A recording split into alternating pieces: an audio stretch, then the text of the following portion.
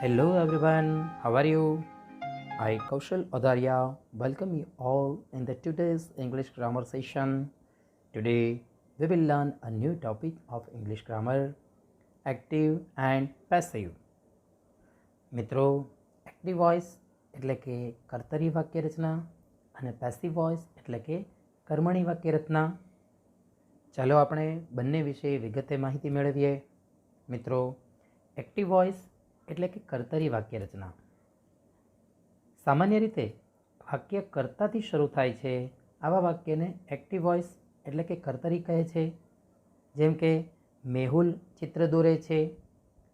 ઇંગ્લિશમાં કહીએ તો મેહુલ ડ્રોઝ અ પિક્ચર. આ વાક્યમાં મેહુલથી વાક્ય શરૂ થયું. મેહુલ કરતા છે, આથી આ વાક્યને એક્ટિવ વોઇસ કહીશું. કર્મણીનું વિશે સમજીએ. પેસિવ વોઇસ એટલે કર્મણી. ઘણી વખત વાક્યમાં કર્મ ઉપર વધુ ભાર મૂકવામાં આવે છે, તો આવા વખતે વાક્ય કર્મથી શરૂ કરવામાં આવે છે, ત્યારે આવા વાક્યને પેસિવ વોઇસ એટલે કે કર્મણી વાક્ય રચના કહે છે. જેમ કે આ જ વાક્યને લઈએ તો ચિત્ર મેહુલ દ્વારા દોરાય છે, અથવા તો ઘણીવાર આપણે એવું પણ બોલીએ છીએ મેહુલ દ્વારા ચિત્ર દોરાય છે. અહીં મેહુલ આગળ છે પણ ભાર છે એ ચિત્ર ઉપર છે. ચિત્ર મેહુલ દ્વારા દોરાય છે. A picture is drawn by Mehul. અહીં ચિત્ર ઉપર ભાર છે. ચિત્ર વાક્યની પહેલાં આવે છે અને ચિત્ર છે એ કર્મ છે, તો આ વાક્યને પેસિવ વાક્ય રચના કહીશું. મિત્રો કોઈ પણ ક્રિયા કરતા પોતે કરે ત્યારે એ વાક્યને એક્ટિવ કહે છે, અને એ ક્રિયા કોઈના દ્વારા થાય છે એવું કહેવાય ત્યારે એને પેસિવ વાક્ય રચના કહે છે. તો આવો જોઈએ વાક્ય રચનાને. એ પહેલાં વાક્ય રચનાના કેટલાક શબ્દોને સમજીએ. સૌ પ્રથમ જોઈએ વર્બ. વર્બ એટલે ક્રિયાપદ. ક્રિયા દર્શાવતા પદને એટલે કે શબ્દને ક્રિયાપદ કહે છે. જેમ કે રાઇટ એટલે લખવું, લખવાની ક્રિયા થઈ.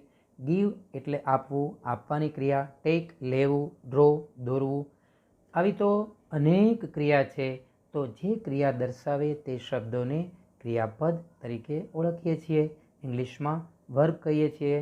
મિત્રો ક્રિયાપદના 4 રૂપો હોય છે, એ તો તમને ખ્યાલ જ છે. V1 વર્બ 1 મૂળ રૂપ, V2 વર્બ 2 ભૂતકાળનું રૂપ, V3 વર્બ 3 ભૂત કૃદંતનું રૂપ, V4 વર્બ 4 વર્તમાન કૃદંતનું રૂપ. તો રાઇટનું જોઈએ તો રાઇટ V1 છે, રોટ એ V2 છે ભૂતકાળનું રૂપ, રિટન એ V3 છે ભૂત કૃદંતનું રૂપ, અને V4 રાઇટિંગ એ વર્તમાન કૃદંતનું રૂપ છે. આવી રીતે દરેક ક્રિયાપદોના 4 રૂપો હોય છે. હવે આપણે જોઈએ સબ્જેક્ટ. સબ્જેક્ટ એટલે વિષય નહીં, પણ અહીં ગ્રામરના અર્થમાં સબ્જેક્ટ એટલે કર્તા. ક્રિયાના કરનારને સબ્જેક્ટ કહે છે, કર્તા કહે છે. ક્રિયાને કોણ પૂછવાથી જે જવાબ મળે તે કર્તા મળે છે, સબ્જેક્ટ મળે છે. હવે જોઈએ ઓબ્જેક્ટ. મિત્રો ઓબ્જેક્ટ એટલે વસ્તુ પણ થાય, પણ અહીં ઓબ્જેક્ટ એટલે કર્મ. અને કર્મ છે એ 2 પ્રકારના છે. એક તો છે મુખ્ય કર્મ, મેઇન ઓબ્જેક્ટ, અને બીજું છે ગૌણ કર્મ, જેને અંગ્રેજીમાં સબોર્ડિનેટ ઓબ્જેક્ટ કહીશું. મુખ્ય કર્મને જોઈએ તો ક્રિયાપદને શું પૂછવાથી જે જવાબ મળે છે તેને મુખ્ય કર્મ કહે છે.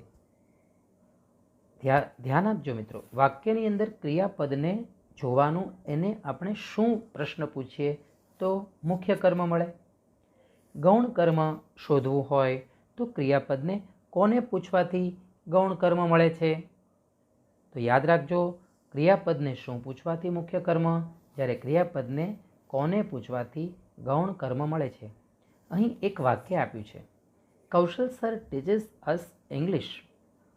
અહીં ટીચીસ છે ભણાવે છે, એ ક્રિયાપદ છે.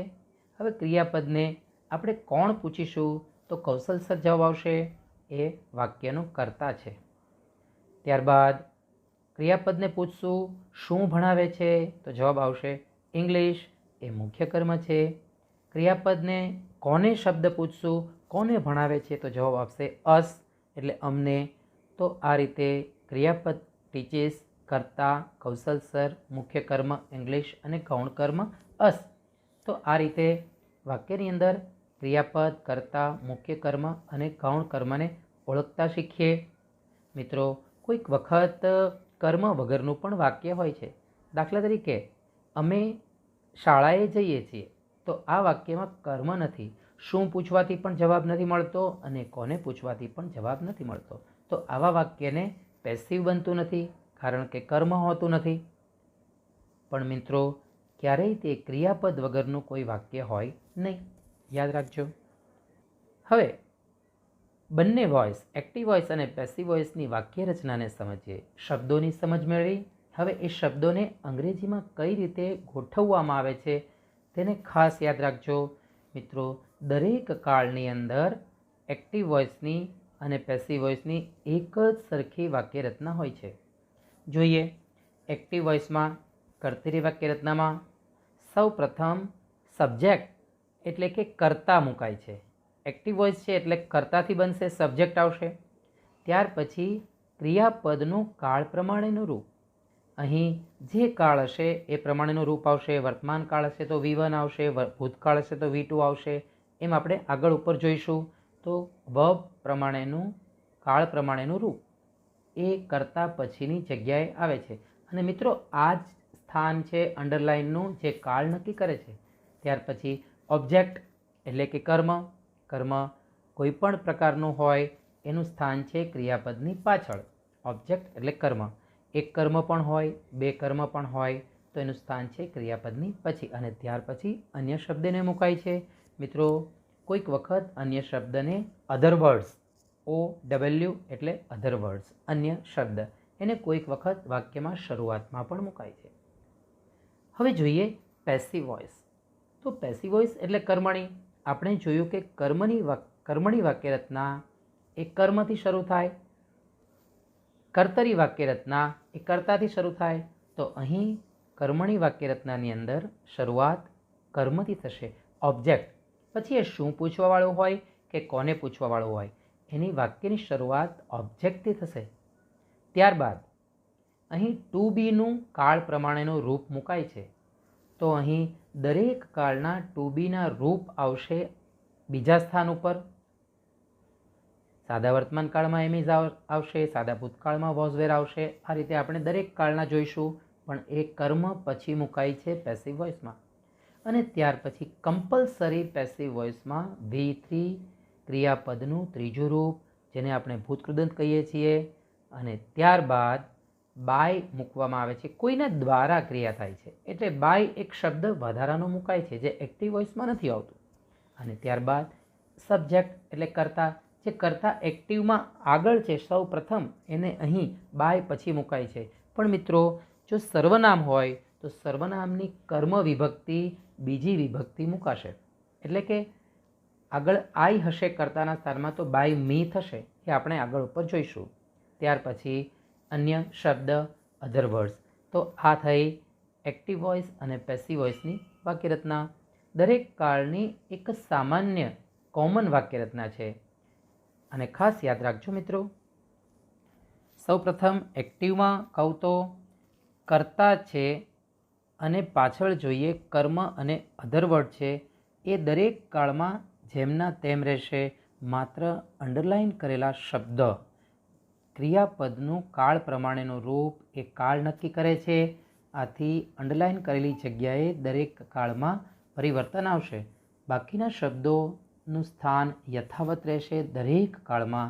તો એ જગ્યા ઉપર તમારે વધારે ધ્યાન કરવાની જરૂર નથી. માત્ર ક્રિયાપદમાં શું ફેર આવે છે કાળ પ્રમાણે એને સમજીએ અને એનો અર્થ સમજીએ, જે આપણે આગળ ઉપર જોઈશું.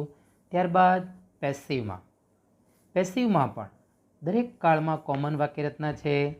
તો અહીં સૌપ્રથમ ઓબ્જેક્ટ, તો દરેક કાળમાં કર્મ આગળ જ આવશે.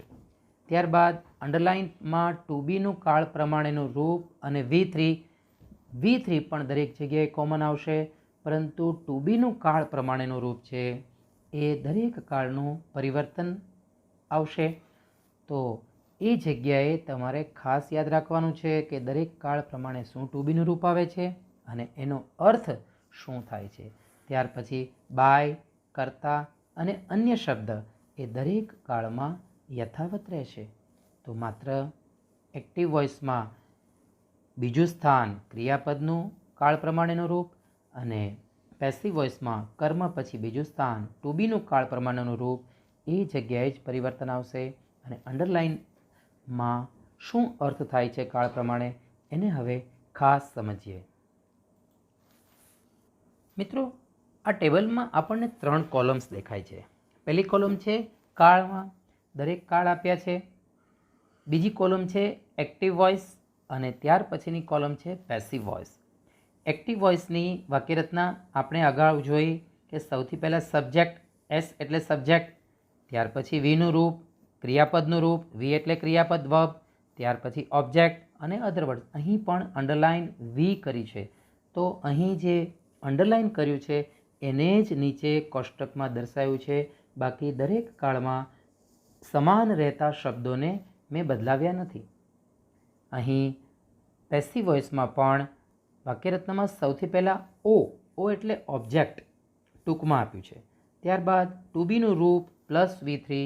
અહીં V3 પણ દરેક પેસિવ વોઇસમાં કોમન રહેશે અને ટુ બીનું રૂપ કાળ પ્રમાણેનું બદલાશે.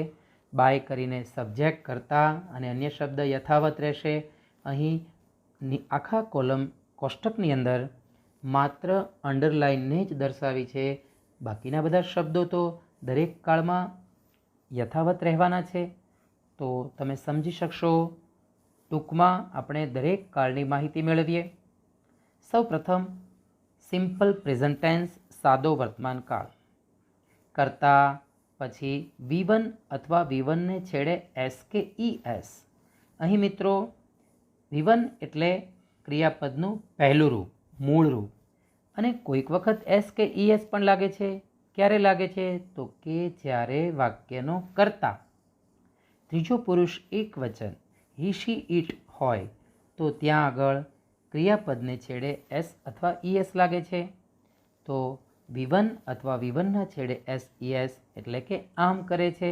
અહીં આમ કરે છે મતલબ અહીં જે ક્રિયા આવે એ ક્રિયા કરે છે.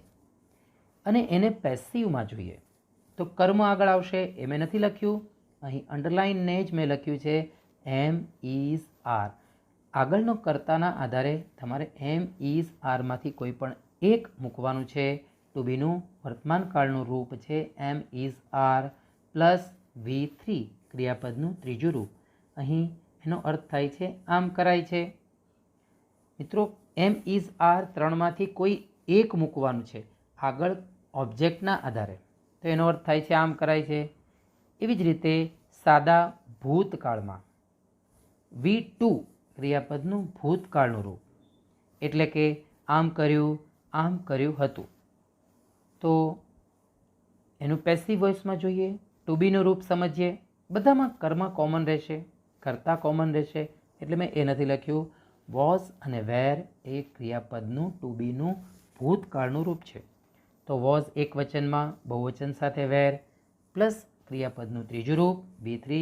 એનો અર્થ થાય છે આમ કરાયું હતું. આમ કર્યું હતું એ એક્ટિવ, જ્યારે આમ કરાયું હતું એ પેસિવ, કોઈના દ્વારા કરાયું હતું. પછી સામાન્ય ભવિષ્યકાળ એટલે કે સિમ્પલ ફ્યુચર ટેન્સ. એમાં વિલ અથવા શેલ કોઈ પણ લખી શકો તમે. વિલ V1 એટલે કે આમ કરશે, શેલ V1 એટલે પણ આમ કરશે. અને એનું પેસિવ જોઈએ તો કર્મના સ્થાન પછી ટુ બીના રૂપમાં વિલ બી V3 અથવા તો શેલ બી V3 ક્રિયાપદનું ત્રીજું રૂપ આમ કરાશે. ચાલુ વર્તમાન કાળમાં જોઈએ તો એમ ઇઝ આર 3માંથી કોઈ પણ એક સાથે આઈએનજી વાળું રૂપ. V4 એટલે મિત્રો આઈએનજી વાળું રૂપ. તો એનો અર્થ થાય છે આમ કરી રહ્યો છે. ત્યારબાદ એનું પેસિવ જોઈએ તો એમ ઇઝ આર યથાવત રહેશે. Am is are plus ING વાળું બીનું રૂપ મુકાય છે બીજું being. Am being, is being અથવા તો આર બીઇંગ પ્લસ V3 આમ કરાઈ રહ્યું છે. એવી જ રીતે ચાલુ ભૂતકાળમાં was wear plus V4, was V4 અથવા વેર V4 આઈએનજી વાળું રૂપ અહીં પણ એટલે કે આમ કરી રહ્યો હતો ભૂતકાળમાં. અને એનું પેસિવ બનાવીએ તો વોઝ બીઇંગ V3 અથવા વેર બીઇંગ V3, એટલે કે આમ કરાઈ રહ્યું હતું, કોઈના દ્વારા આમ કરાઈ રહ્યું હતું. ચાલુ ભવિષ્યકાળને જોઈએ, કન્ટિન્યુઅસ ફ્યુચર ટેન્સ. તો will shall plus be plus V4 ING વાળું રૂપ, વિલ બી V4 અથવા શેલ બી V4, એટલે કે આમ કરી રહ્યો હશે. મિત્રો, આ કાળનું પેસિવ બનતું નથી, ક્યારેય આ કાળ તમને પેસિવ વોઇસમાં આવશે નહીં, પણ એક્ટિવમાં આવી શકે. આમ કરી રહ્યો હશે એનો અર્થ થાય છે વિલ બી V4નો. ત્યારબાદ પૂર્ણ વર્તમાન કાળ હેવેસ પ્લસ V3, આમ કરેલું છે.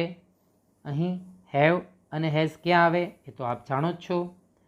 હેવ V3 અથવા હેઝ V3, આમ કરેલું છે, આમ કર્યું છે એમ પણ કહીશું. અહીં પેસિવ જોઈએ તો have has been V3, have been V3 અથવા હેઝ બીન V3, જેનો અર્થ થાય છે આમ કરાયેલું છે. પૂર્ણ ભૂતકાળ જોઈએ, હેડ V3, આમ કરેલું હતું, કર્યું હતું. પૂર્ણ ભૂતકાળનું પેસિવ જોઈએ, હેડ બીન V3, આમ કરાયેલું હતું. પૂર્ણ ભવિષ્યકાળને જોઈએ, વિલ હેવ V3 અથવા તો શેલ હેવ V3, આમ કરેલું હશે, આમ કર્યું હશે. અને will have been V3 passive વોઇસમાં, will have been V3 shall have been V3 નો અર્થ થાય છે આમ કરાયેલું હશે. અહીં મિત્રો એક્ટિવ વોઇસ અને પેસિવ વોઇસમાં માત્ર અંડરલાઇનની અંદર દરેક કાળમાં શું આવે છે અને તેનો અર્થ શું થાય છે તે દર્શાવ્યું છે. બાકીનું બધું જેમનું તેમ રહે છે, એમાં કોઈ પરિવર્તન નથી આવતો, એટલે લખ્યું નથી. મિત્રો, આપ સરખી રીતે સમજી શકશો, કારણ કે ભૂતકાળમાં આપણે અગાઉ જોઈ ગયા છીએ. બીજું, નકાર પણ તમને આવડે છે. નકારમાં નોટ ક્યાં મુકાય એ પણ તમને અગાઉ આપણે શીખી જ ગયા છીએ. માત્ર સાદો વર્તમાનકાળ અને સાદા ભૂતકાળનું એક વખત જોઈ લઈએ. મિત્રો, સાદા વર્તમાનકાળમાં નકાર કહેવું હશે તો V1 અને V1ને છેડે SES પછી નોટ નથી મુકાતું, પરંતુ V1ની પહેલાં ડુ નોટ કે ડઝ નોટ આવે છે, ડોન્ટ અથવા ડઝન્ટ આવે છે એક્ટિવ વોઇસમાં. અને પ્રશ્નમાં ડુ કે ડઝ એને વાક્યની શરૂઆતમાં મુકાય છે. અને એવી જ રીતે સાદા ભૂતકાળમાં V2 છે તો V2 પછી નોટ નથી મુકાતું, ક્રિયાપદના ભૂતકાળ પછી નોટ નથી મુકાતું, પણ તેની પહેલાં જેમ આપણે સાદા વર્તમાનકાળમાં ડુ ડઝ નોટ મૂક્યું, એમ સાદા ભૂતકાળમાં એક્ટિવ વોઇસમાં ડીડ નોટ અને V1 મુકાય છે. બે ભૂત ભેગા થતા નથી, આનું ખાસ યાદ રાખજો. તો ડીડ નોટ આવે ત્યારે ક્રિયાપદનું V1 કરીશું અને પ્રશ્નાર્થમાં પણ ડીડને આગળ લઈશું, એ તો તમને ખ્યાલ જ છે. બાકી બધી જ વાક્ય રચનામાં નોટ ક્યાં મૂકવું એ આપ સારી રીતે જાણો છો. પ્રશ્નાર્થમાં સહાયકારક ક્રિયાપદને આગળ લઈએ એટલે પ્રશ્નાર્થ બની જાય છે. આ સમગ્ર વાક્ય રચનાને આપણે એક ઉદાહરણથી સમજીએ. અગાઉ જેમ આપણે વાક્યરચના આપી હતી એક્ટિવ અને પેસિવની, V1ને લઈને V2ને લઈને, એમ અહીં એક ક્રિયાપદને લઈને બધા જ કાળની એક્ટિવ અને પેસિવની વાક્યને સમજાવવાનો પ્રયત્ન કર્યો છે. જોઈએ, સૌ પ્રથમ કોલમ છે કાળ, બીજું કોલમ એક્ટિવ વોઇસમાં ક્રિયાપદનું રૂપ, એમાં રાઇટ શબ્દ લીધો છે. રાઇટ એટલે લખવું, એ આપ જાણો છો. હવે એને આપણે સમજતા જઈએ. એક્ટિવ વોઇસમાં અહીં પણ કર્તા અને કર્મ એ નથી લીધું, માત્ર ક્રિયાપદમાં રાઇટ અથવા રાઇટ્સ, તો એનો અર્થ થાય છે લખે છે. પેસિવ વોઇસમાં જોઈએ તો એમ રિટન, ઇઝ રિટન અથવા આર રિટન, એનો અર્થ થાય છે લખાય છે. સાદા ભૂતકાળમાં રોટ, લખ્યું હતું. નકાર કરવું હોય તો ડીડ નોટ રાઇટ, લખ્યું ન હતું. એનું પેસિવ થાય છે વોઝ રિટન, વેર રિટન, લખાયું હતું. સાદા ભવિષ્યકાળમાં વિલ રાઇટ અથવા શેલ રાઇટ, લખશે. એનું પેસિવ વિલ બી રિટન અથવા શેલ બી રિટન, લખાશે. ચાલુ વર્તમાનકાળમાં am is are writing, am writing, is writing અથવા આર રાઇટિંગ, લખી રહ્યો છે. એનું પેસિવ કરવું હોય તો am is are being written, લખાઈ રહ્યું છે. ચાલુ ભૂતકાળમાં વોઝ રાઇટિંગ અથવા વર રાઇટિંગ લખી રહ્યો હતો, એનું પેસિવ થશે was being written, were being written, લખાઈ રહ્યું હતું. એ જ રીતે ચાલુ ભવિષ્યકાળમાં will be writing, shall be writing લખી રહ્યો હશે. આ કાળનું મિત્રો પેસિવ બનતું નથી. પૂર્ણ વર્તમાન કાળ જોઈએ. Have written, has written. રાઇટનું ત્રીજું રૂપ છે written. Have written, has written. લખેલું છે, લખ્યું છે, એનું પેસિવ થશે has been written. Have been written અથવા તો હેઝ બીન રિટન. મિત્રો હેવ ક્યાં લાગે, હેઝ ક્યાં લાગે એ આપ સારી રીતે જાણો છો. લખાયેલું છે, કોઈના દ્વારા લખાયેલું છે. Has been written, have been return. પૂર્ણ ભૂતકાળ હેડ રિટન, લખેલું હતું, લખ્યું હતું. અને પેસિવમાં હેડ બીન રિટન, લખાયેલું હતું. પૂર્ણ ભવિષ્યકાળમાં એ જ રીતે વિલ હેવ રિટન, લખ્યું હશે, લખેલું હશે. અને પેસિવ જોઈએ તો વિલ હેવ બીન રિટન અથવા શેલ હેવ બીન રિટન, લખાયેલું હશે. મિત્રો આ પ્રમાણે એક્ટિવ વોઇસમાં અંડરલાઇનમાં ક્રિયાપદમાં કઈ રીતે ફેરફાર થાય છે દરેક કાળમાં, અને એનું ગુજરાતી શું થાય છે. અને ખાસ યાદ રાખજો, દરેકના સમજણ ખાસ કરી લેવી, જેથી કરીને એ કાળનો ઉપયોગ તમે સાચી રીતે કરી શકો.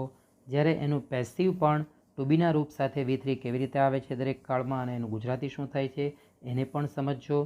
આ રીતે આપણે વધારે સ્પષ્ટ કરવાનું છે. તમને આજે થોડા હું ક્રિયાપદ આ રીતે લખવા આપીશ, માત્ર અંડરલાઇનના. એને તમારું સમજણ વધારે ને વધારે સ્પષ્ટ કરજો. ત્યારબાદ થોડું યાદ રાખી લઈએ. સૌપ્રથમ એક્ટિવ વોઇસમાં વાક્ય કર્તાથી શરૂ થાય છે, એટલે કે સબ્જેક્ટ, પછી વર્બ ક્રિયાપદ, ત્યારબાદ ઓબ્જેક્ટ કર્મ અને અધર વર્ડ્સ અન્ય શબ્દ. પેસિવ વોઇસમાં વાક્ય કર્મથી શરૂ થાય છે, એટલે કે ઓબ્જેક્ટ કર્મ. કર્મ કોઈ પણ હોઈ શકે, કોને પૂછવાવાળું, શું પૂછવાવાળું, વાક્યની શરૂઆતમાં. ત્યારબાદ ટુ બીનું કાળ પ્રમાણેનું રૂપ અને ત્યાર પછી V3. એ જ તમને ટુ બીનું પેસિવની સમજણ આપે છે. ત્યારબાદ બાય કમ્પલસરી મુકાય છે, અને બાય કરીને સબ્જેક્ટ કરતા અને અધર વર્ડ્સ અન્ય શબ્દ. પેસિવ વોઇસમાં કર્મ પછી કાળ પ્રમાણેનું ટુ બીનું રૂપ મુકાય છે, અને ત્યાર પછી ક્રિયાપદનું ત્રીજું રૂપ મુકાય છે. ત્યારબાદ બાય કરીને કર્તાની વિભક્તિ, કર્મ વિભક્તિ મુકાય છે. જેમ કે એક્ટિવમાં કર્તા આઈ હોય તો પેસિવમાં બાય કરીને સબ્જેક્ટ મૂકીએ ત્યારે આઈનું મી, વીનું અસ, હીનું હિમ થાય. અને ખાસ યાદ રાખજો, અને એક્ટિવ વોઇસ માટે ક્રિયાપદના સ્થાને આવતા કાળ પ્રમાણેના રૂપો અને તેના અર્થ યાદ રાખો. પેસિવ વોઇસ માટે ટુ બીના કાળ પ્રમાણેના રૂપો અને એની સાથે V3 અને તેનો અર્થને ખાસ યાદ રાખજો. મિત્રો આ એક્ટિવ અને પેસિવની બેઝિક સમજને ખાસ ક્લિયર કરજો. વધુ આવતા વિડીયોમાં આપણે આખા વાક્યોને આ કાળ પ્રમાણે કેવી રીતે થાય છે એને સમજીશું. Okay, thank you. Wish you all the best.